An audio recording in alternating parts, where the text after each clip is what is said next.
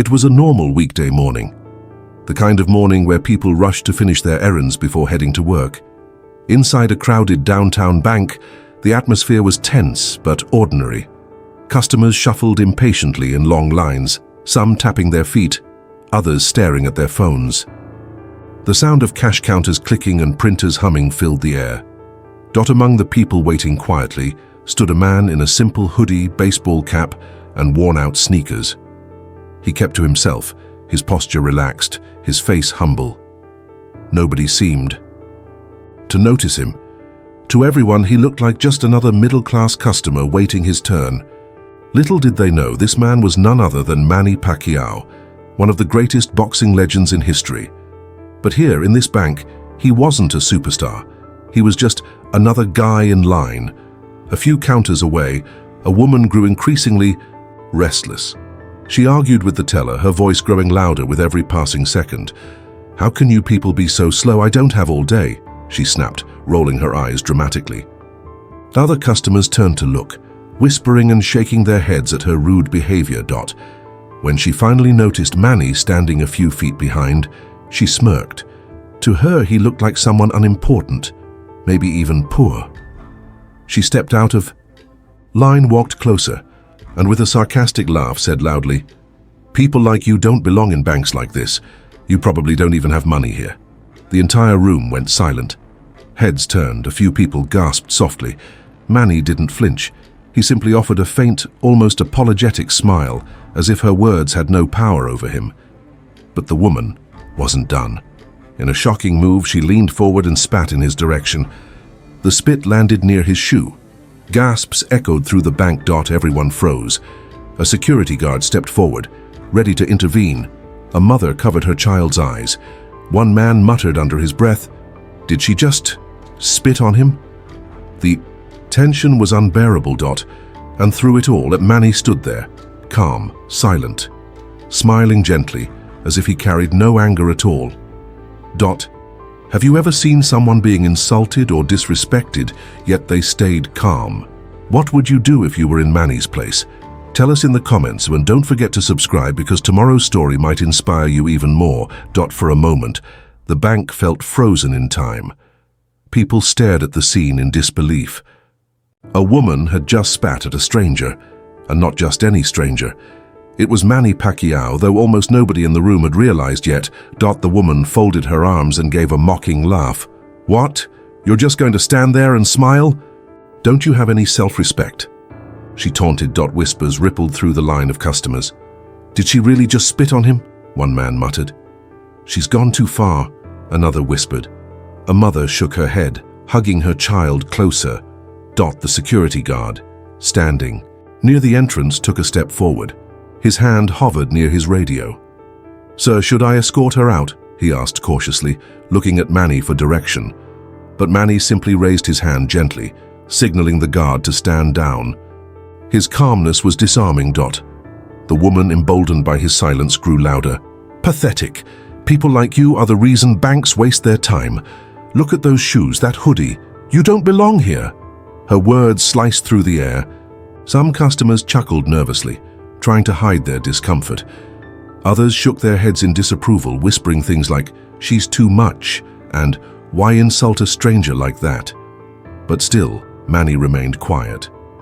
His eyes were steady, his shoulders relaxed. Not once did he raise his voice or even frown.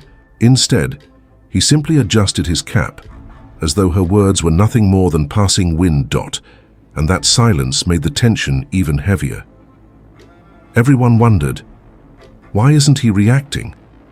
A young man in line whispered, "If someone spit at me like that, I'd lose it." Another replied, "Yeah, but look at him, he's different, he's not even angry." The woman grew irritated by his calmness. Her voice sharpened like a knife. "Are you deaf, old man, or just stupid? When someone spits on you, you fight back. But you just stand there like a coward." Gasps escaped from the crowd. A bank teller glanced nervously toward the manager's office, unsure if she should call for help. Still, Manny's expression didn't change. Instead, he slowly stepped forward, closing the distance between himself and the woman. But instead of aggression, his body language radiated peace. He looked her in the eyes and gave a small nod, a gesture almost too gentle for the storm, raging around them. The crowd leaned in, holding their breath. What is he going to say? What is he going to do? But Manny said nothing. Instead, he quietly reached into his pocket, pulled out a folded slip of paper, his transaction form, and walked toward the counter as if nothing had happened. The entire bank watched him, stunned. The woman scoffed loudly. "See, coward, you can't even stand up for yourself." She turned to the crowd for approval, but instead of support, she was met with uneasy stares. Some people shook their heads at her, others crossed their arms, clearly uncomfortable. Her confidence faltered for the first time, yet she covered it with more anger, snapping at the teller again. "Hurry up, I don't have all day." The whispers around her grew louder. "She's embarrassing herself. Poor guy, he didn't even react. Or maybe he's stronger than all of us." The tension was thick. Suspense filled the room. No one knew how this scene would end, but one thing was certain. Manny's silence wasn't weakness, it was power.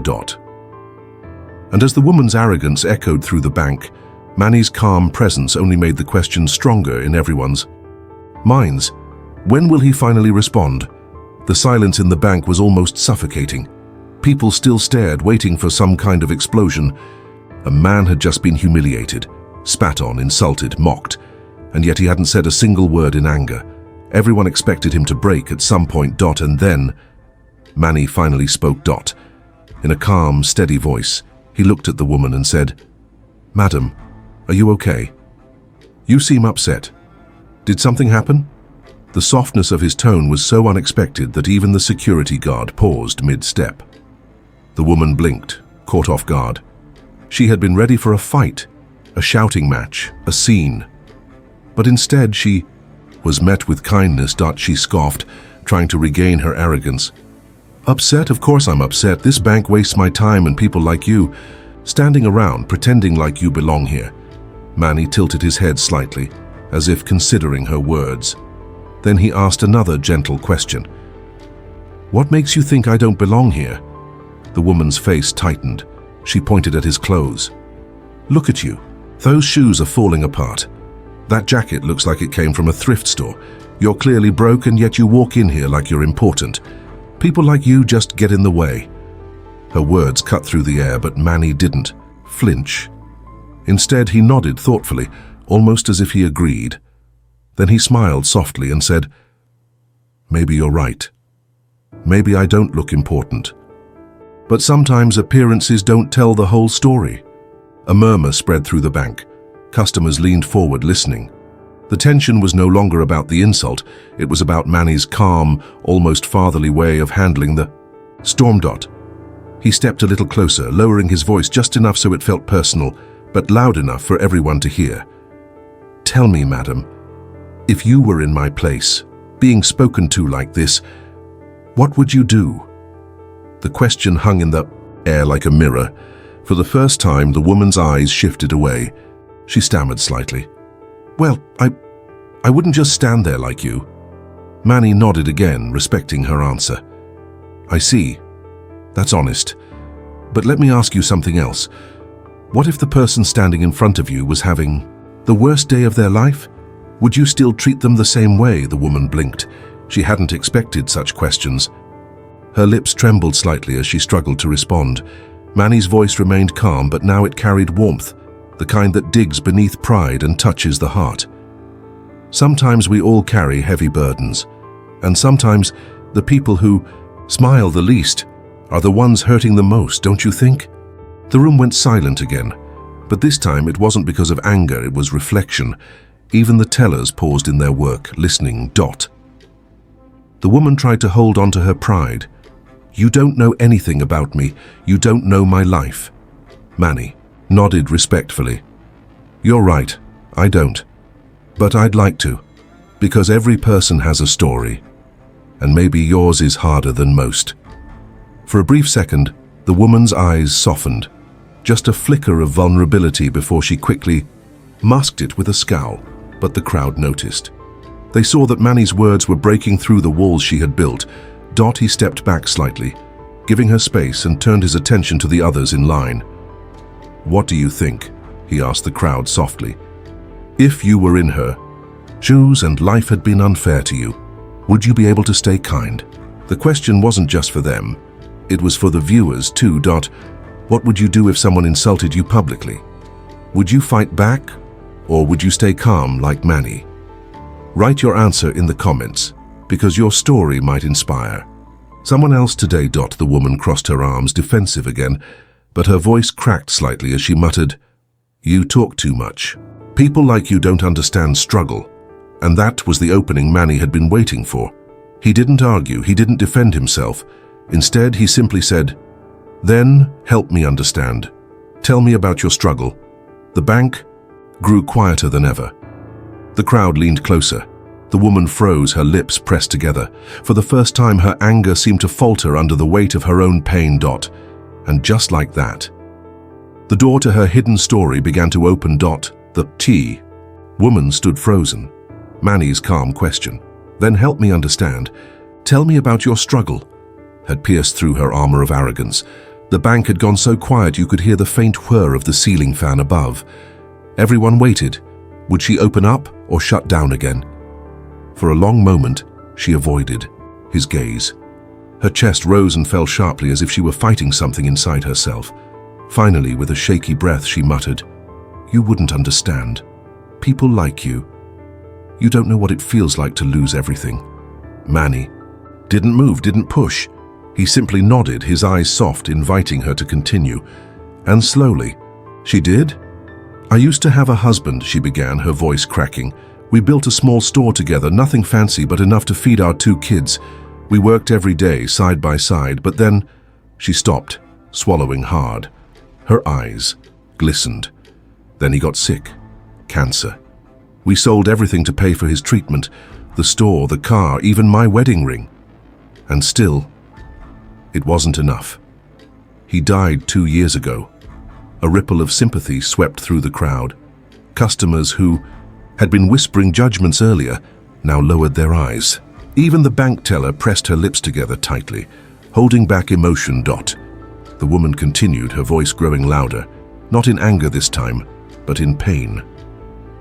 "Since then, I've been working 3 jobs, cleaning offices at night, serving tables in the morning, and here, trying to keep up with bank payments.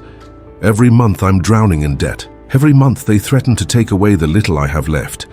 And today," her hands shook as she gestured toward the counter, "today they told me I don't qualify for another extension. Do you know what that means? It means I'll lose my house. My kids will have no roof over their heads." Her voice cracked completely. She covered her face with her hands, trying to hide the tears, but it was too late. The crowd had seen everything. The brokenness, the exhaustion, the weight of years of struggle carried on her shoulders. Manny took a step closer, his presence calm, grounding. "I'm sorry," he said softly. "I can't imagine how hard that must be." The woman shook her head bitterly. "Don't be sorry. Nobody helps. Nobody cares. People just judge. They look at me, a tired woman with a loud voice, and they think I'm crazy or rude. They don't know I'm just desperate. Every day feels like a fight I can't win." At that moment, the arrogance that had once filled her seemed to evaporate, replaced by raw honesty. She wasn't a villain anymore. She was human, fragile, exhausted, drowning in pain. Manny's eyes never left hers. He listened, deeply, fully. Not once did he interrupt. The crowd could feel the empathy radiating from him. It wasn't pity, it was respect. Respect for a woman who had been beaten down by life but was still standing. One elderly man in the line whispered, "Now I understand why she was so angry." Another woman dabbed her eyes with a tissue. The woman finally lowered her hands, her face red from crying. Her voice softened, trembling.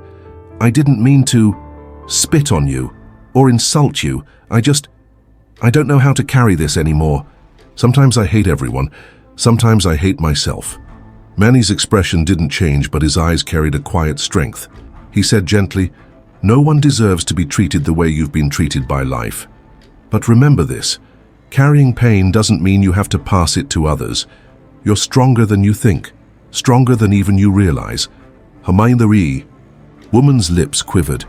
For the first time since the incident began, she looked less like an aggressor and more like someone desperately reaching for hope. The bank was utterly silent.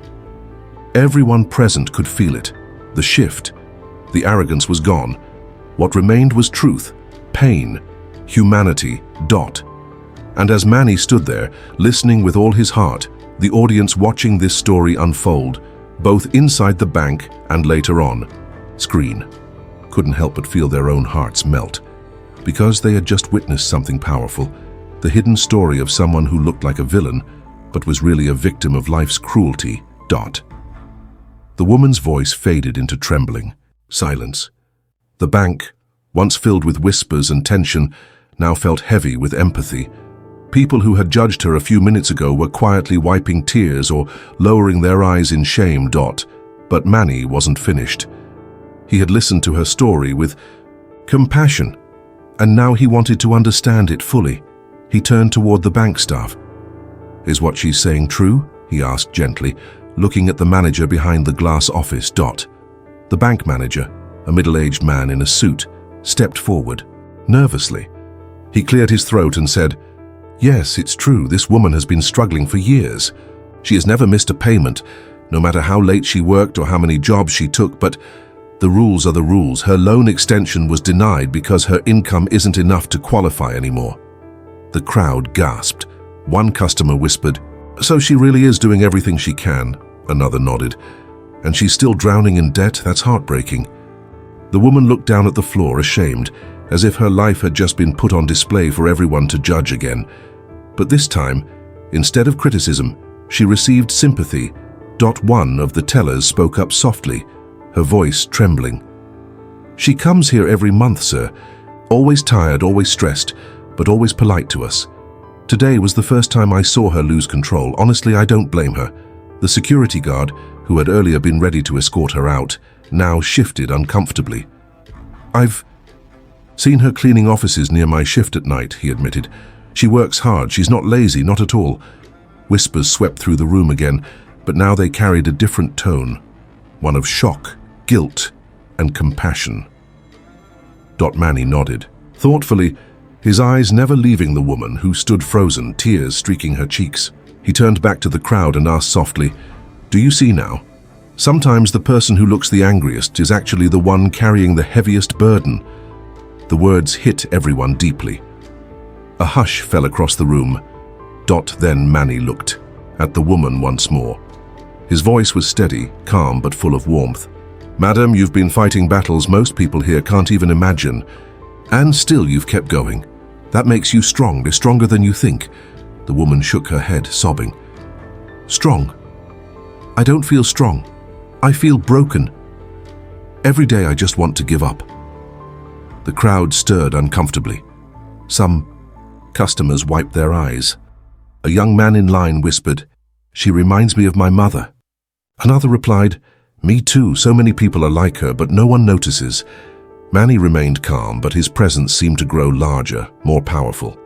He looked at the bank manager and said firmly, "This woman deserves respect, not humiliation. She is not a failure, she is a fighter. And if the world has been blind to her struggle until today..." He paused, scanning the crowd. "Then it's time for the truth to be seen." The bank manager nodded awkwardly, clearly uncomfortable. In front of the growing audience, customers murmured in agreement. The once hostile energy had transformed into something else entirely: unity, compassion, and guilt for misjudging her so quickly. Even the woman herself seemed stunned. She had walked into the bank, filled with bitterness, prepared to fight, everyone in sight. But now, she was standing in the middle of a room where complete strangers were looking at her, not with disgust, but with sympathy. The truth was out. She wasn't just a loud, rude woman. She was a grieving widow, a struggling mother, a human being doing everything in her power to keep her children alive and hopeful. And as the weight of her story settled over the room, Manny knew it was time. Time to make a choice. Time to show the world what real strength and kindness looked like. The crowd leaned in, waiting for his next move. Whispers turned into a collective anticipation. What will he do now? Will he walk away? Or will he step in and change her life forever? The answer was coming. The bank was silent. But it was not the silence of judgment anymore. It was the silence of anticipation. Every eye was on Manny Pacquiao, the man who had been humiliated, spat on, insulted, and yet had shown nothing but calm and empathy. Everyone waited to see what he would do next. Manny slowly stepped closer to the counter, where the manager stood nervously. He pulled out his wallet, calm as ever, and removed a checkbook.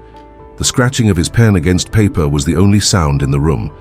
The woman watched, confused, wiping her tears with trembling hands. Within moments. Manny signed the check and handed it across the counter. His voice was steady but commanding. "Clear her debt, all of it. And if she owes more, tell me, I'll cover it." Gasps erupted across the bank. Customers leaned forward in disbelief. The manager's eyes widened, stuttering, Sir, this is a very large amount." Manny cut him off gently but firmly. "Do it, and make sure her children never have to worry about losing their home again." The room fell completely silent again, but this time it was stunned silence. The woman's jaw dropped. She stared at him, shaking her head as tears streamed down her cheeks. Why would you do this after everything I said, after what I did to you?" Manny turned to her, his expression soft but powerful. "Because anger doesn't heal anger. Hate doesn't end hate. Only kindness can. You are not my enemy, your pain is." The crowd erupted, some gasping, some clapping, some even tearing up. The security guard, who had once stood ready to drag her out, now wiped his eyes discreetly. The young mother in line whispered, This is unbelievable." The woman fell to her knees, sobbing uncontrollably. "I don't deserve this. I don't deserve your help." Manny knelt slightly so his eyes met hers. "You deserve a second chance. You deserve dignity, and your children, they deserve hope. Never think you're unworthy of kindness." The transformation in the room was electric. The same customers who had whispered insults earlier now whispered words of admiration. "He's incredible. That's real greatness. No wonder the world respects him." The bank manager, now visibly emotional, turned to the woman. "Ma'am, your account is cleared. Your loan is settled, and Mr. Pacquiao has instructed us to create an education fund for your children. You no longer need to worry." The woman covered her mouth with her hands, crying harder than before.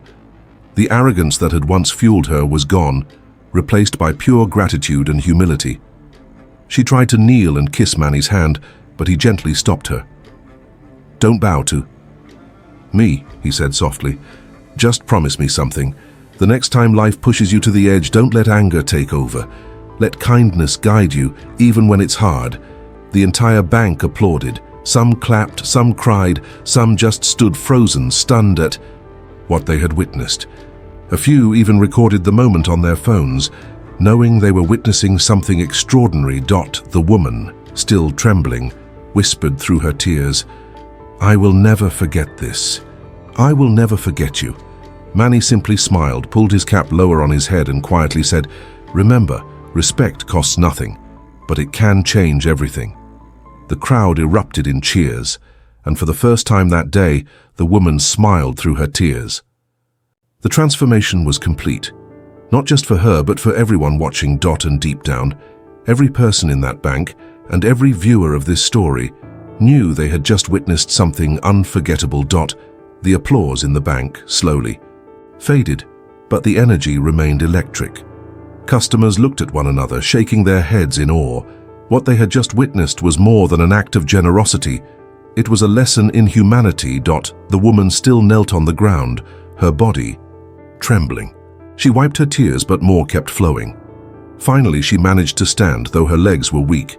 Facing Manny, she whispered in a voice broken by emotion, I don't know how to thank you. I came here ready to fight the world, and you gave me back my hope." Manny gave a small smile, humble as always. "Don't thank me. Thank God for giving us chances to help each other. And promise me one thing. From today, let your children see strength in your kindness, not in your anger." The woman nodded, her face wet with tears, her heart transformed. "I promise I will never forget this. You've given me more than money. You've given me dignity again. The bank staff who had been silently watching now stepped closer. One of the tellers said, "Sir, I'll never forget this either. You've shown us what real greatness looks like." The manager added softly, "Respect isn't about wealth or status. It's about humility. And you've reminded us of that." The crowd murmured in agreement. A young man whispered to his friend, "I thought strength meant fighting back, but now I see it's the opposite. Real strength is staying calm when others lose control." The security guard, the same man who had almost dragged the woman out earlier, now saluted Manny. Not because of his fame, but because of his character, Dot. And as for the woman, she stood taller than before, though her clothes were still simple, and her life still heavy with challenges. But her eyes carried a light that had been missing for years. That day, she didn't just walk out of the bank with cleared debt. She walked out with a new heart. Manny, as always, tried to slip away quietly. He adjusted his cap and moved toward the door, not wanting attention or recognition. But this time, the crowd wouldn't let him leave unnoticed. One customer shouted, "God bless you, Manny." Another added, "The world needs more people like you." And soon the entire bank was clapping again. Not for a celebrity, but for a man who had chosen kindness over pride. Manny simply lifted his hand in a modest wave and walked out into the busy street, disappearing back into the crowd, as humble as when he entered. The woman stood by the glass doors, watching him, leave whispering to herself, "I insulted an angel today, and he forgave me." Life is hard. Everyone you meet is carrying struggles you cannot see. Sometimes that struggle comes out as anger, rudeness, or even cruelty. But remember, what you see on the surface is not the whole story. Manny Pacquiao could have fought back. He could have humiliated her in return. Instead, he showed the world that true greatness is not in fists, but in forgiveness. Respect everyone. Stay humble. Show kindness, even to those who least deserve it, because they are often the ones who need it the most.